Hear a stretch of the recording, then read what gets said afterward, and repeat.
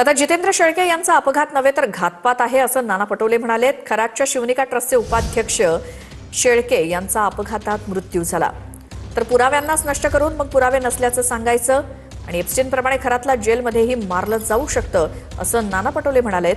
तर काहींनी शंका उपस्थित केलेली आहे, पोलीस तपास करतीलच असं संजय राऊतांनी म्हटलं। बंधू बाबा अशोक खरातचं काय झालं?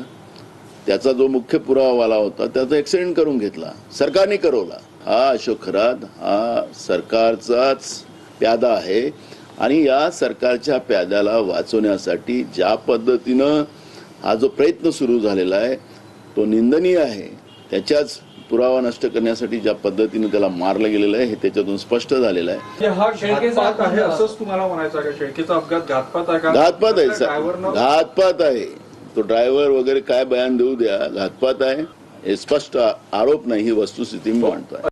यांचा जो उपाध्यक्ष होता त्याच्या त्या कमिटीवरती त्याचा काल मृत्यू झालेला आहे। तपास शंका उपस्थित आहे, काही लोकांनी शंका उपस्थित केलेल्या आहेत, पोलीस तपास करते, एवढंच मी सांगेन।